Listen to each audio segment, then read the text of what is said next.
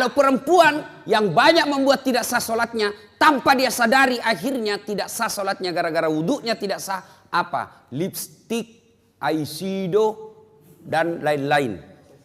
Apakah namanya itu yang di pipi? Merah pipi. Kalau biru tahu ah? Biru pipi. Nah, lipstick. Bu, lipstiknya terlalu tebal. Akhirnya apa? Bibirnya tidak tersentuh air. Atau yang bedak-bedaknya di sini terlalu tebal, tidak tersentuh air. Maka ketika mau wudhu, maka ibu-ibu bersihkan dulu itu. Nah, ini yang menjadi masalah kalau dia pergi pesta.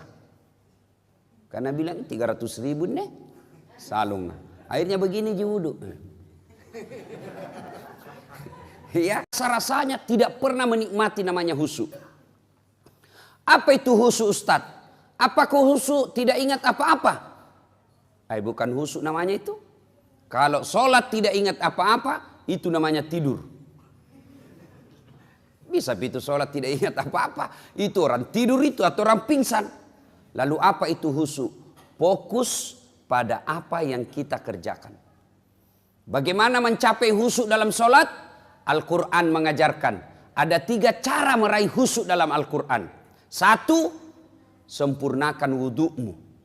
Ini dulu. Kalau bapak mau husu dalam sholatnya, maka langkah pertama sempurnakan wudhumu. Nah, bukan dikatakan perbaiki, tapi sempurnakan. Berarti ada orang wudhunya sah, tapi tidak sempurna. Pada saat mana wudhu kita tidak sempurna? 1, pada saat membasuh siku. Tangan sampai ke siku. Quran mengajarkan membasuh caranya dari jari-jari ke siku. Coba itu buka Quran. Basuhlah dari jari-jari ke siku. Berarti begini prakteknya. Ya toh? Yang kita praktek dari siku ke jari. Bagaimana prakteknya?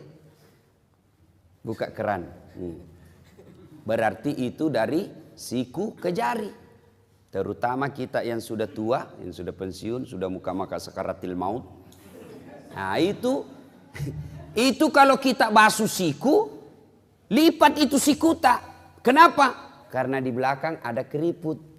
Ibu-ibu, coba bandingkan sikunya cucuta dengan sikuta. Bandingkan nih. Sikunya yang anak SMA dengan yang sudah 80 tahun. Bandingkan. Yang anak SMA, biar dia tidak lipat, itu tidak ada keriputnya dilihat.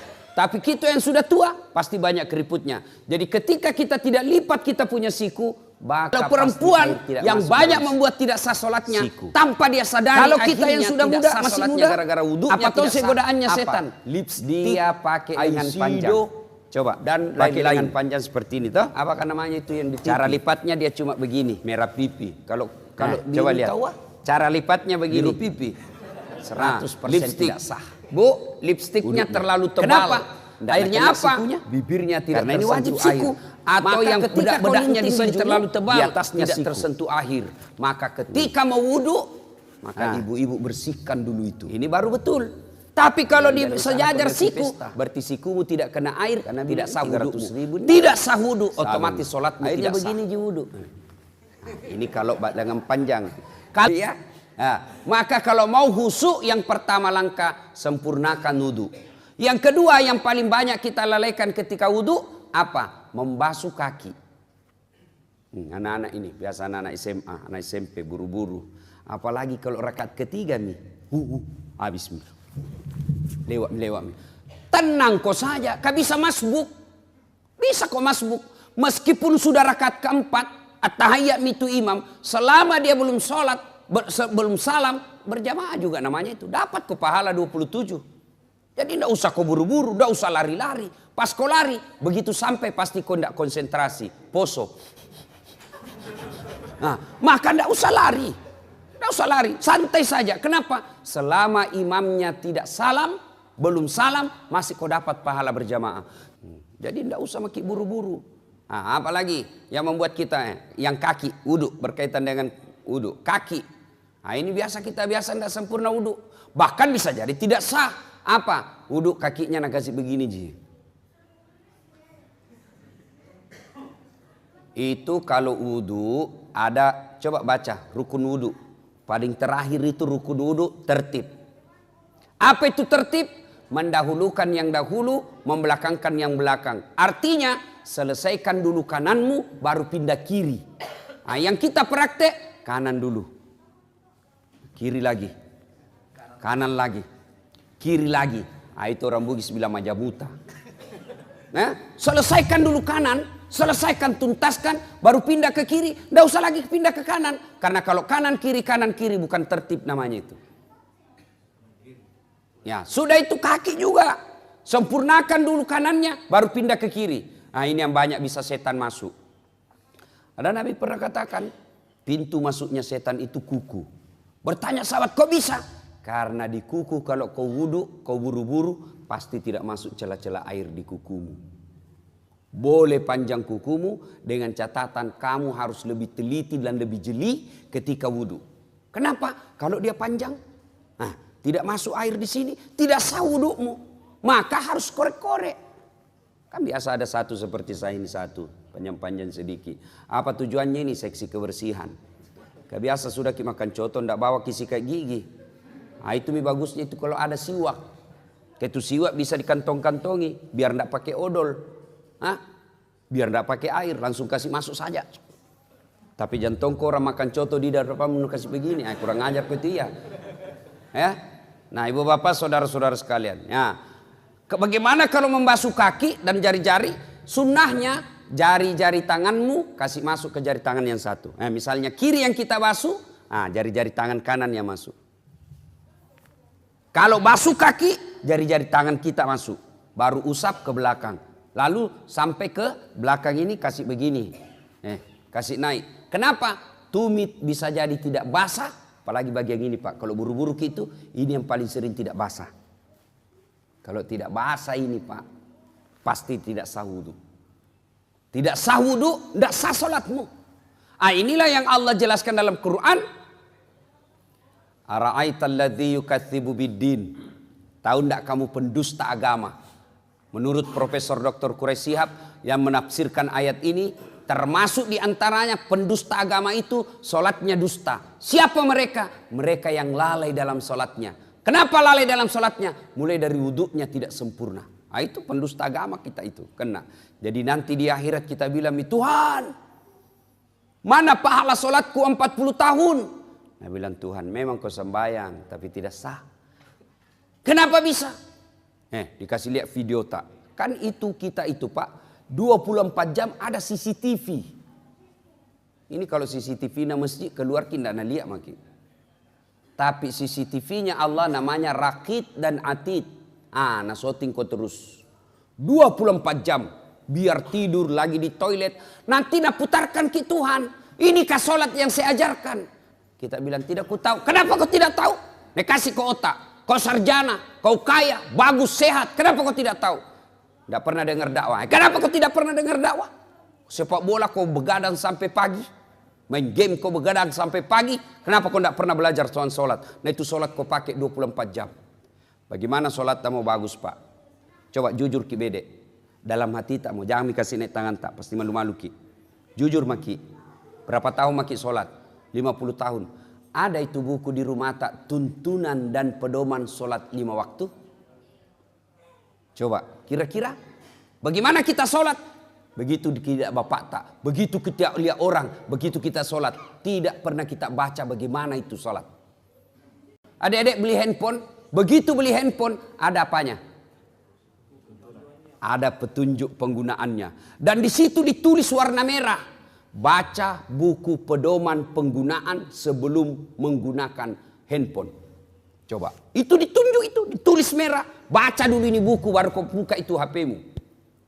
HP saja itu ada buku pedomannya.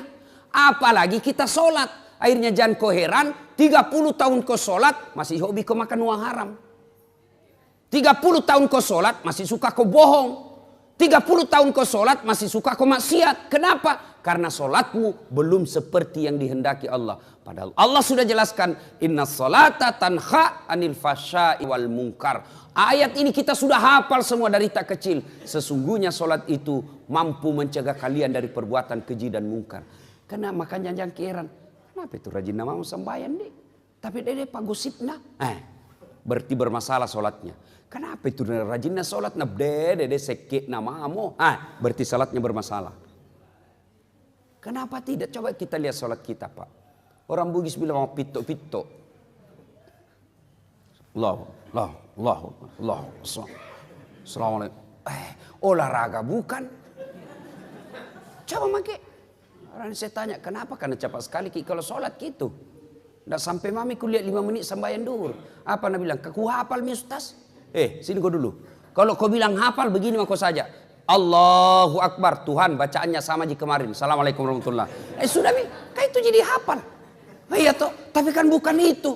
Sholat itu ada rukun-rukunnya. Ada tertibnya. Ada syarat sahnya. Yang itu harus kita lakukan. Kalau itu kita ikuti, maka insya Allah hidup kita akan baik. Oke Pak. Jadi kalau ada masalah, jangan cari kambing hitam. Itu saja kita tanya, bagaimana sholatku selama ini. Orang Pak kalau baik sholatnya, husuk sholatnya, tata cara pelaksanaannya baik dalam sholatnya, insya Allah dalam hidupnya juga akan baik. Allah sudah jelaskan, sholat mencegah kau dari perbuatan keji dan mungkar. Mulai saja dari rukun-rukunnya sholat. Mulai dari saja syarat sahnya sholat. Apa syarat sahnya sholat? 1. Bersih dari najis dan hadas. Aplikasikan dalam hidupmu, maka itu orang pasti bersih. Adik-adik saya tanya, sah enggak sholat kalau kita tidak wudhu? Sah. Yang penting tayamum. Tapi enggak semua boleh tayamum. Apa syaratnya? Enggak bisa kena air. Misalnya cacar. Toh? Penyakit tidak bisa kena air. Atau subuh. Kalau kena air subuh-subuh langsung menggigil, tidak bisa bernapas. Poso, asma. Boleh kok tidak, boleh kok tayamum. Ya? Tapi dia tidak wudhu, tidak tayamum, sah tidak? Tidak sah. Berarti orang yang baik sholatnya itu mestinya bersih dalam hidupnya. Tapi kadang-kadang kita lihat ada orang sholat tapi baju sholatnya saja kotor. Kuning bukan, coklat bukan, putih bukan, ada yang begitu. Kudungnya ibu-ibu, coba dikat diam nih. Ada itu yang ada kayak lumut-lumut di sininya. Itu kalau orang baik sholatnya, maka dia hidupnya bersih. Maka heran kita kalau kita rajin berjamaah, tapi rantasa hidup tak. Satu, syarat sahnya sholat. Bersih dari najis dan hadas. Yang kedua, tidak sah sholatmu kalau kau tidak tutup aurat. Apa itu aurat? Ini kalau laki-laki lutut sampai pusat. Bapak, kalau keluar rumah sholat pakai celana kolor saja. Sah tidak? Sah tidak? Tidak sah. Biar tidak ada yang lihat mentang-mentang dari lihat sembahyang celana dalam saja aku pakai ini. Allah. Sah atau tidak? Tidak sah. Artinya apa? Ini sesungguhnya aurat itu aplikasinya dalam kehidupan sehari-hari. Malu. Kan malu orang kalau kelihatan paha tuh.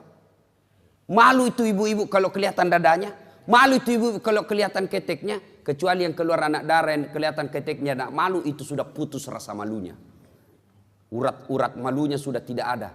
Kita laki-laki nasesa. Iya biasa bingung kan lihat itu perempuan. Saya tahu kerja sama Kami laki-laki jaga mata, kau cewek jaga akhlak. Karena biar setengah mati dijaga mata tak, kalau kau gentayangan hancur tongki. Ya, nah itu berarti kalau orang baik sholatnya, insya Allah tinggi rasa malunya. Mana aplikasinya? Kalau dia rajin sholat, jadi kepala dinas jadi sekdai, jadi pejabat ada mobil dinasnya, maka dia malu pakai mobil dinasnya kalau untuk antar undangan pernikahan. Maka malu dia pakai mobil dinasnya kalau hanya untuk pergi pasar untuk dia pakai kepentingan pribadinya. Itu orang yang baik sholatnya. Maka wajar ketika Allah berfirman, sesungguhnya sholatmu mencegah kalian dari perbuatan keji dan mungkar. Itu coba diaplikasikan saja itu. Apalagi, ya. Syarat sahnya sholat. Sah tidak sholat kita kalau tidak baca Al-Fatihah? Tidak sah. Kalau diaplikasikan dalam kehidupan sehari-hari, apa itu Al-Fatihah? Al-Fatihah itu ada doa di dalamnya. Al-Fatihah itu ada di dalamnya rasa tawakal. Maka kalau orang yang baik sholatnya, maka dia tidak pernah bersangka buruk kepada Allah. Aplikasi dari surah Al-Fatihah. Apalagi syarat sahnya sholat. Sah tidak sholat kita kalau tidak menghadap kiblat? Ibu-ibu saya tanya, sah sholat kita kalau tidak menghadap kiblat? Sah tidak adik-adik? Sah tidak sholatnya kalau tidak menghadap kiblat? Sah. Kalau kita tidak tahu.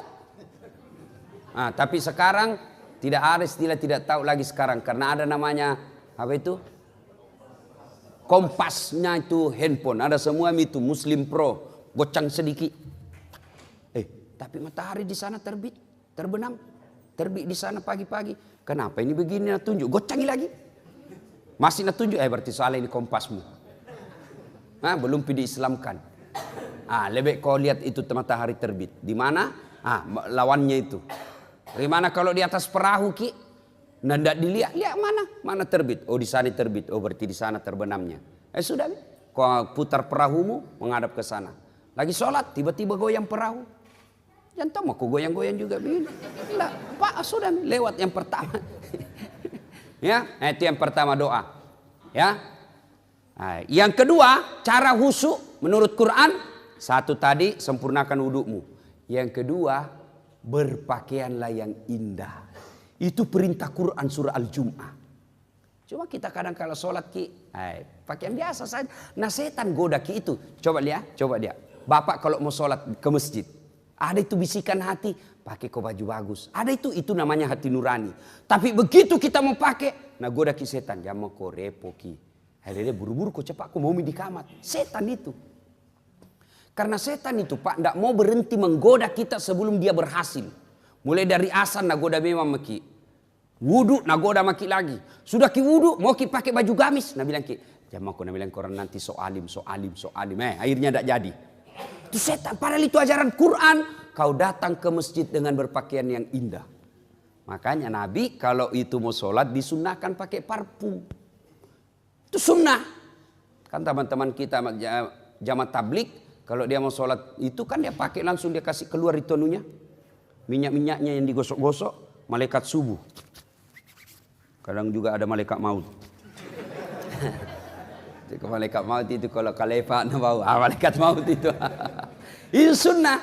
Tidak ada parfum. Boleh kau pakai itu apa? Setrika. Pengaruh kalau orang setrika. Yang penting pakai parfum. Pakai bau-bau. Mau palsu mau asli pakai. Itu sunnah. Artinya apa? Kalau bapak pakai parfum sholat, jauh lebih mulia daripada yang tidak pakai parfum. Itu sunnah. Sikat gigi, itu anjuran agama. Berpakaian yang indah. Tapi sayang kita kalau mau ketemu wali kota, bawa pakaian indah. Sekalinya mau datang ke masjid, pakai baju kaos. Celana training, battala. Pas sujud, ada celengan di belakang. Ya. Yang ketiga, bagaimana supaya bisa khusyuk dalam sholat?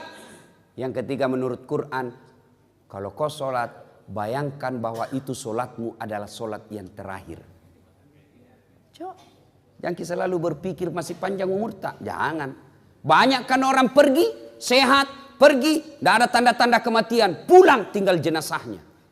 Keluarga saya di Surabaya, 2 minggu yang lalu, pergi sholat maghrib, masih masjid. Sholat isya, masih sehat walafiat. Segar bugar, pergi sholat isya selesai sholat asar pergi main badminton, bulu tangkis, tinggal jenazahnya pulang. Kenapa? Serangan jantung di lapangan. Jadi bapak kalau keluar ki itu jangan lupa sayang-sayang istri tak. Ibu kalau keluar ki suami tak peluk baik-baik, cium tangannya. Siapa tahu itu adalah ciuman tanganmu yang terakhir. Tadi tahu. Makanya kalau pergi suami tak cari uang, ibu doakan ki. Selamat. Jangan suamimu pergi cari uang, kau pergi gosip. Baru 15 menit pergi suaminya, pergi Tommy dia tawaf di komplek. Nah kelilingi semua. Alasan jogging-jogging tapi cari informasi. Itu penyakitnya perempuan. Tuh. Mana Ustaz nak gosip tong. Nah lihat kata adik, dia bilang, itu baju waktu na di YouTube.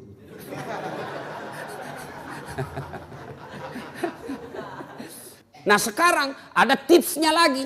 Itu tadi menurut Quran. Dijabarkan oleh para ulama dengan memberikan tips-tips. 1. ketika kau sholat, matamu jangan seperti mata pencuri. Ada kan orang sholat seperti mata pencuri. Allahu Akbar.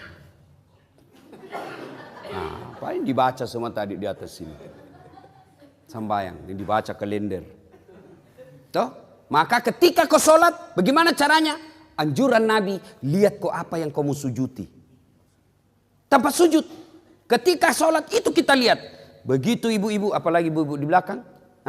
Terbuka pintu, siapa yang lewat satu komplek pasti kau sebut dalam hati namanya. Oh Haji Rahim terlambat ki. Lewat lagi. Oh Haji Baddu terlambat tongi. Lewat lagi. Oh ndak serasina kuduna sama bajuna. Oh semua itu. Maka ketika sholat tunduk lihat apa yang kau sujuti. Sudah lakukan itu ternyata belum juga bisa susuk. Serahkan kepada Allah. Apa? Itu sebagian ada pengurus masjid tidak mau pakai karpet. Kenapa? Karena karpet ada gambar-gambarnya. Nah lihat misalnya Masjidil Haram. Nah bayangkan lagi tuh masjid. Pernah sudah. Tapi sebaiknya kalau banyak pensiun di dalam pakai karpet. Kenapa? Lutut nah kodong. Dah kalau turun na lutut ketemu tegel. Pasti kalah lutut. Ya? Nah, maka dikasih yang empuk-empuk ya. Nah, itu mata jangan terlalu banyak gerak. Yang kedua, jangan berkeliaran. Yang kedua, cara prakteknya yang ketika sholat jangan terlalu banyak gerak. Bapak saudara-saudara sekalian, berikutnya lagi. Ketika sholat, usahakan yang kita baca, kita paham. Jangan dulu terjemahkan per ayatnya. Pahami saja kesimpulannya itu ayat. Halo ibu-ibu, siapa yang hafal Al-Fatihah dengan terjemahannya? 2 ji. Berapa tahun maki sembayang? Kita bedek bapak-bapak. Yang hafal Al-Fatihah dengan terjemahannya angkat tangan. Coba 4 ji. Padahal kita sudah sholat 20 tahun. Coba, itu saja bukti bagaimana kita mau bisa khusyuk dengan sholat. Al-Fatihah yang kita baca setiap sholat, kita belum tahu artinya. Paling tidak kesimpulannya saja itu ayat. Maka supaya bisa khusyuk dalam sholatnya, usahakan apa yang kita baca, kita paham ayat itu. Nah ini ya, maka ini doa yang pertama. Allahumma inni a'udzubika min qalbin la yahsha. Ya Allah, lindungilah saya dari hati yang tidak bisa khusyuk. Yang kedua, isi dalam doa ini, Allahumma inni a'udzubika min qalbin la yahsha wa min nafsin la tasba. Dari nafsu yang tidak pernah puas. Ini menyiksa manusia ini. Nafsu yang tidak pernah puas. Dunia diperbudak oleh dunia. Coba maki. Punya mobil, punya motor, mau mobil. Punya mobil, mau 2. Sudah 2, mau 3. Sudah punya 3, dia cari lagi yang harganya lebih mahal lagi. Itu perbudak dunia. Nafsu yang tidak pernah puas. Kalau orang punya nafsu yang tidak pernah puas, maka dia tidak akan pernah kaya. Dia akan merasa miskin terus. Kalau kau mau bahagia, urusan dunia, lihat kau ke bawah. Urusan akhirat, lihat kau ke atas. Apa aplikasinya? Contoh. Kita yang punya mobil, alhamdulillah. Ada di mobilku, mana mau mobil tua. Tetanggaku motor ji. Kita yang punya motor, alhamdulillah ada motorku. Tetanggaku kodong sepeda ji, kemana-mana menggayu. Kita yang punya sepeda, alhamdulillah ada sepedaku. Tetanggaku poin mana sepeda tidak ada tong, kemana-mana jalan kaki. Kita yang jalan kaki, alhamdulillah masih sehat kak. Tetanggaku lumpuh, tidak bisa kemana-mana. Kita yang lumpuh, alhamdulillah masih sehat, masih bisa hidup kak. Tetanggaku kemarin mati. Insya Allah itu ada puasnya kita. Tapi kalau dibalik, urusan dunia dilihat ke atas. Yang lumpuh lihat yang jalan. Wih, kenapa saya menderita di sini ya? Yang jalan, nah lihat yang ada sepedanya. Yang ada sepedanya, nah lihat yang ada motornya. Yang ada motornya, nah lihat mobilnya. Yang ada mobilnya, nah lihat mobil baru. Mobilnya jelek, tidak pernah dia puas. Sebaliknya, urusan akhirat lihat ke atas. Artinya apa? Itu saja tetanggaku masih muda, rajinnya berjamaah di masjid. Apa saya ini pensiun mau mati dan tidak pernah kedatang di masjid? Itu namanya lihat ke atas akhirat. Itu Tentu saja tetanggaku tidak jelas penghasilannya, tapi kalau ada Jumat pasti ada namanya disebut penyumbang. Itu namanya urusan akhirat, lihat dia ke atas. Nafsu yang tidak pernah puas. Kalau nafsu yang tidak pernah puas, maka yakin itu yang membuat kita menderita. Isi yang ketiga. Allahumma inni a'udzubika min qalbin la yahsha wa min nafsin la tasba wa min ilmin la yanfa. Ya Allah, lindungilah saya dari ilmu yang tidak bermanfaat. Banyak orang pintar tapi belum tentu bermanfaat buat dirinya. Maka kita berdoa, lindungilah saya dari ilmu yang tidak bermanfaat. Mana ilmu yang tidak bermanfaat? Ilmu yang semakin menjauhkan kita dari Allah. Jadi insinyur, jadi dokter, jadi ekonom, jadi teknokrat. Tapi ilmu yang dia pakai itu makin menjauhkan dirinya dari Allah, maka itulah ilmu yang tidak bermanfaat.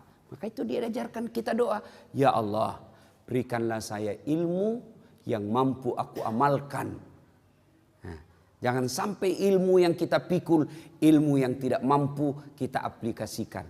Ini berat buat ustadz. Ini khusus doa, sebaiknya diulang oleh ustadz.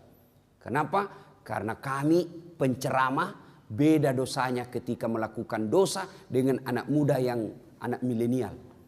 Sama-sama berdosa, sama jenis dosanya. Dosanya kalau ustadz berlipat-lipat ganda. Lima takuluna ma la taf'alun, kata Al-Quran. Kenapa kau katakan padahal kau yang laksanakan? Di akhirat nanti lebih besar dia hukumannya. Kenapa? Karena dia mendakwakan, kau begini, kau begini, kau begini. Dia tidak amalkan. Itulah beratnya jadi ustadz nanti. Timbangannya luar biasa nanti.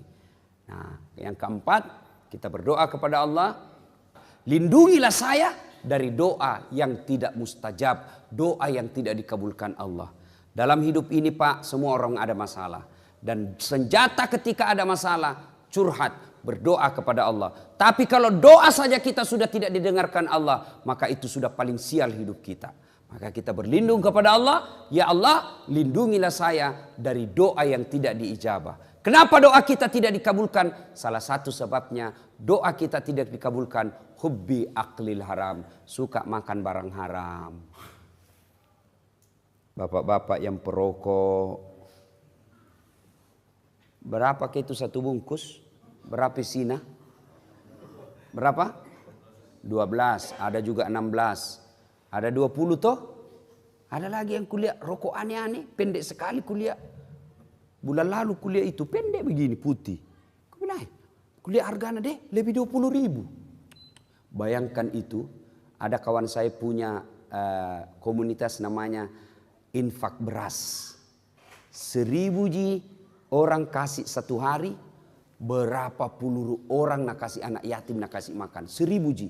Rokok 20.000. Bayangkan. Kenapa doaku tidak dikabulkan Allah Ustaz? Merokok ki. Iya.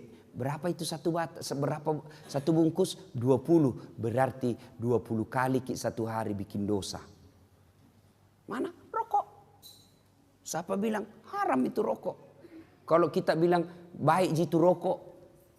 Kalau kita yakin itu rokok baik. Sebentar nanti selesai ki salat subuh. Panggil anak tayang SMP.